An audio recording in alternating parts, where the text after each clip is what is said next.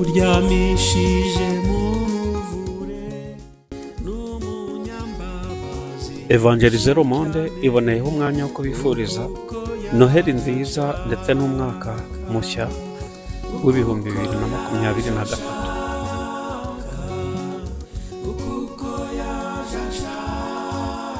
Amazina ya basekuruza ba Yesu. Abasekuruza ba Yesu Kristo mwene Dawidi mwene Aburahamu ngaya.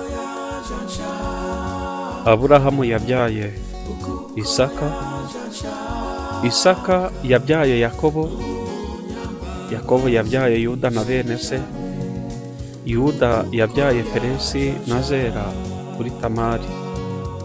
Peresi yabyaye Hesironi, Hesironi yabyaye Ramu, Ramu yabyaye Aminadabu, Aminadabu yabyaye Nahashoni, Nahashoni yabyaye Salumoni, Salumoni yabyaye Bowazi kuri Rahabu, Bowazi yabyaye Obedi kuri Rusi, Obedi yabyaye Yesayi, Yesayi yabyaye umwami Dawidi,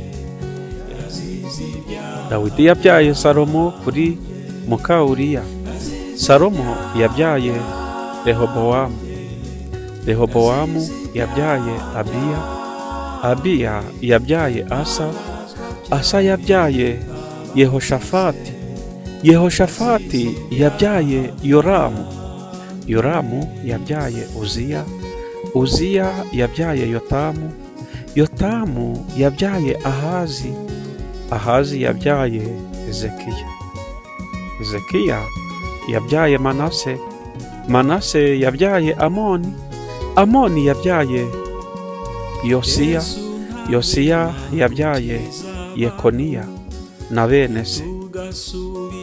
Igihe bimuriwe i Babuloni, bamaze kwimurirwa i Babuloni, Yekoniya yabyaye Shalutiyeli, Shalutiyeli yabyaye Zerubabeli, Zerubabeli yabyaye Abihudi, Abihudi yabyaye Eliyakimu, Eliyakimu yabyaye Azori, Azori yabyaye Sadoki, Sadoki yabyaye Akimu, Akimu yabyaye Elihudi, Elihudi yabyaye Eliyazari, Eliyazari yabyaye Matani, Matani yabyaye Yakobo, Yakobo yabyaye Yosefu umugabo wa Mariya ari we nyina wa Yesu witwa Kristo.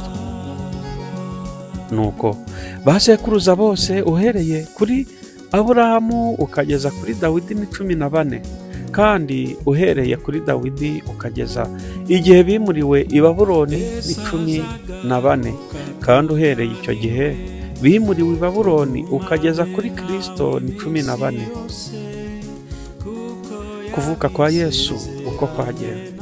Kuvuka kwa Yesu Kristo kwagenze gutya: nyina Mariya yari yarasabwe na Yosefu, ariko yari ataramurongora, babona afite inda y'umwuka wera.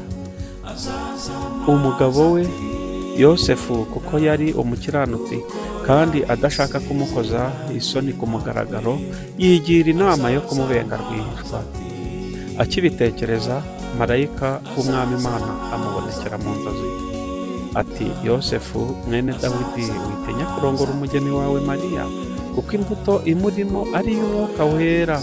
Azabyara umuhungu, uzamwite Yesu, kuko ari buzakiza abantu ibyaha byabo. Nuko ibyo byose byabereyeho kugira ngo ibyo umwami Imana yavugiye mu kanwa k'umuhanuzi bisohore, ngo dore umwami azasama inda kandi azabyara umuhungu, azitwa Emanueli, risobanura ngo Imana iri kumwe natwe.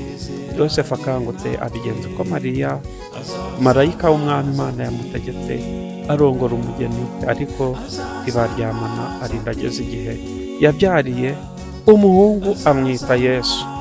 Amen.